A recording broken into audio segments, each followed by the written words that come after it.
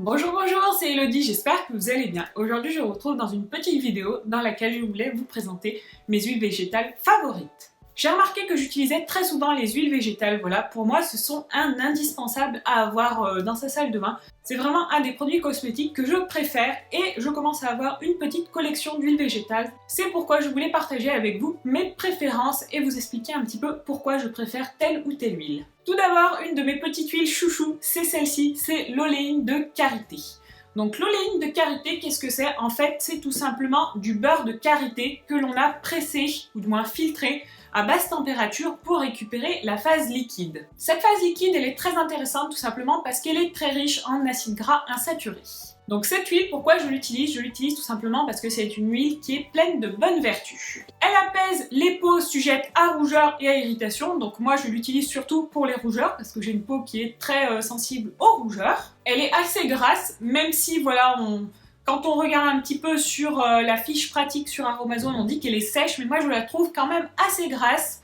Donc c'est pour ça que c'est une huile qui protège assez bien des agressions extérieures. Voilà, ça laisse un film bien hydratant, bien gras qui permet de protéger votre peau. C'est une huile qui est réparatrice, voilà, quand vous avez plein de petites cicatrices, des choses comme ça, elle est réparatrice et apaisante, donc ça c'est pas mal pour la peau, pour soigner la peau. Et en plus, c'est une huile qui protège contre le vieillissement, voilà, contre les signes prématurés de l'âge, donc c'est un de mes indispensables. Après, le seul petit défaut de cette huile, en fait, c'est que, vous voyez, je sais pas si vous verrez bien, mais là, à la température où on est, elle est solide. Donc en été il n'y a pas de problème, mais en hiver là voilà elle commence à être un petit peu solide, donc c'est un petit peu embêtant pour pouvoir s'en servir. Donc moi ce que je fais c'est que je la pose à proximité d'une source de chaleur avant de pouvoir l'utiliser. Après ça fond extrêmement vite, voilà je sais pas quelle est la température de fusion de cette huile, mais en tout cas voilà en quelques minutes, moi je la mets à côté, on a un poêle à granules, je la mets à côté et en quelques minutes tout est fondu et on peut l'utiliser. Moi toutes les huiles je les utilise principalement le soir tout simplement parce que je n'aime pas avoir un fini gras, voilà pour sortir c'est pas terrible, voilà si vous arrivez le matin au boulot avec la tête pleine de gras, forcément c'est pas très agréable, donc moi je préfère mettre le masque le soir et ma foi ça marche très bien. Voilà, le lendemain je vois quand même la différence quand j'utilise cette huile, je vois que la peau elle est quand même beaucoup plus jolie que sans. Donc voilà pour cette première huile. Deuxième huile dont je voulais vous parler, c'est pas vraiment une huile, enfin c'est une huile mais c'est un macérat huileux. Donc c'est le macérat huileux de carotte. Donc le macérat huileux de carotte, il est obtenu en faisant macérer des carottes dans de l'huile de tournesol, afin de récupérer les bienfaits de la carotte. Donc les bienfaits de la carotte, c'est surtout principalement l'effet bonne mine. Voilà, la carotte est orange, on le sait, elle donne bonne mine. C'est pour ça que j'utilise ce petit macérat huileux. Donc c'est pareil, je l'applique uniquement le soir. Mais voilà, je trouve qu'en l'appliquant plusieurs jours, on voit quand même la différence, on voit que le teint est quand même beaucoup plus joli, l'éclat du teint est beaucoup moins terne en fait, voilà, on a moins un teint blanchâtre, maladif, ça donne de la lumière en fait à notre visage, donc j'aime beaucoup cette huile. Et cette huile elle est riche en provitamine A, donc c'est cette molécule qui favorise le bronzage, donc c'est vraiment très intéressant si vous souhaitez avoir un joli teint, allez, même pour préparer votre peau au soleil ou pour pouvoir garder un bronzage un petit peu plus longtemps, voilà, faire durer le bronzage, c'est très intéressant. Et en plus, cette huile, du moins la carotte, elle est riche en antioxydants, donc en plus d'apporter bonne mine, ça apporte aussi un effet anti-vieillissement, voilà, ça ralentit le vieillissement de la peau, donc c'est toujours bon à prendre. Huile suivante, donc celle-ci, c'est l'huile de ricin. Donc celle-ci par contre, je l'utilise uniquement pour les cheveux. Voilà, c'est une huile qui est fortifiante, qui accélère la pousse des cheveux. Là, je trouve aussi qu'elle fait briller les cheveux et qu'elle les rend plus épais. Donc ça, c'est mon point de vue. Après, je ne sais pas vous si vous utilisez l'huile de ricin, mais moi je trouve qu'elle apporte ses propriétés et c'est vraiment très intéressant, surtout quand on a les cheveux tout fins comme moi. Donc moi ce que je fais, c'est que je l'utilise en bain d'huile sur les cheveux, voilà, je laisse appliquer environ 1 heure de temps et ensuite je rince les cheveux. Je fais un premier shampoing, puis un deuxième shampoing. En fait, si vous faites qu'un seul shampoing, moi j'ai l'impression d'avoir encore les cheveux gras, donc je préfère faire 2 shampoings. Après, j'utilise un shampoing solide qui est à la poudre de shikakai, donc je ne sais pas si c'est parce que le shampoing n'est pas assez fort pour enlever toute la graisse de l'huile, mais en tout cas voilà, moi je préfère faire 2 shampoings pour être tranquille. Ensuite, une autre petite huile dont je voulais vous parler, c'est l'huile de souchet. C'est une huile qu'on entend pas mal parler en ce moment, voilà, avant je ne connaissais pas du tout cette huile, je l'ai découverte sur la chaîne de la petite Gabi qui en parlait, voilà, ou sur son Instagram, je ne sais plus si c'est sur sa chaîne ou si c'est sur son Instagram qu'elle en a parlé. Mais en tout cas, c'est une huile qui, contrairement à l'huile de ricin, qui ralentit la pousse des poils. Donc ça, c'est vraiment très intéressant, voilà. Surtout pour l'été, voilà, quand on veut essayer d'espacer tout ce qui est épilation, etc. Voilà, ça peut être vraiment pas mal. Et en plus, elle rend la peau plutôt douce. Donc c'est très intéressant, voilà. Moi, je trouve qu'elle agit très bien. Après, je pense que ça dépend aussi des personnes, mais moi, je trouve qu'elle fait son job. C'est très intéressant, voilà. Donc c'est pour ça que je mets cette huile dans mes indispensables. Ensuite, une autre huile que j'ai beaucoup utilisée il y a un certain temps et que j'utilise un petit peu moins en ce moment, vous pouvez voir, voilà, elle est bientôt vide, c'est l'huile de jojoba. Donc elle, je l'utilise tout simplement parce qu'elle est régulatrice de sébum. Donc c'est pas mal pour les peaux grasses, voilà, quand vous avez... En fait, quand vous avez la peau grasse, cette huile va réguler le sébum produit par la peau, donc c'est très intéressant. Ça prévient la formation des boutons. Et en plus, c'est une huile qui est assouplissante et qui protège la peau. Elle l'hydrate et elle la protège de la déshydratation, donc c'est toujours bon à prendre. Elle est également nourrissante pour la peau, donc c'est une huile qui est pleine de bienfaits. Après, on peut également l'utiliser dans les soins des cheveux, mais c'est vrai que pour les cheveux, je ne l'ai jamais testé. Voilà, je préfère utiliser mes autres huiles comme l'huile de ricin ou l'huile d'avocat. L'huile d'avocat, justement, donc j'en ai bientôt plus non plus, vous voyez. C'est une huile que j'utilise pas mal pour tout ce qui est soin des cheveux. Attention, si vous l'utilisez sur la peau, sachez que l'huile d'avocat peut favoriser la pousse des poils, donc ça peut être un petit peu embêtant. Donc moi, voilà, je préfère ne pas du tout l'utiliser sur la peau, mais je sais qu'on peut faire de très bons masques pour la peau avec, elle a beaucoup de propriétés très intéressantes pour les soins de la peau. Donc sur les cheveux, en fait, ce qu'elle fait, c'est qu'elle accélère la pousse et elle les nourrit, elle les régénère, voilà. C'est une très bonne huile pour les cheveux. Donc pareil pour le rinçage de shampoing.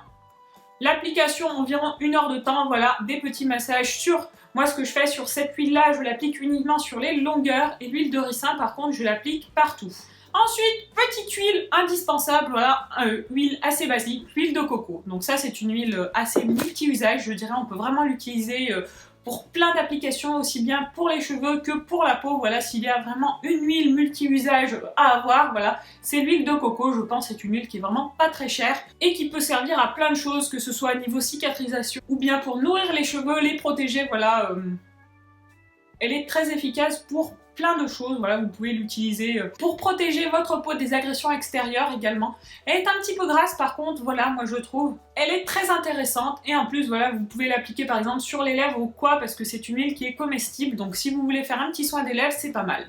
Et en plus, c'est une huile qui sent ultra bon, du moins si vous aimez la coco, bien sûr. Moi je trouve que son odeur, franchement, elle sent trop bon, voilà, c'est une huile qui est vraiment très agréable à utiliser. Seul petit souci que je lui trouve, c'est tout simplement qu'elle est solide à température ambiante, donc il faut essayer de la faire fondre un petit peu pour pouvoir l'utiliser. Vous voyez, par exemple, là, c'est pas pratique ce format. C'est un format qui est dans une bouteille, donc là, pour aller choper l'huile de coco qui est au fond, enfin qui est partout, là, la bouteille, elle est remplie, mais vous voyez, l'huile ne coule pas du tout simplement parce qu'elle est solide.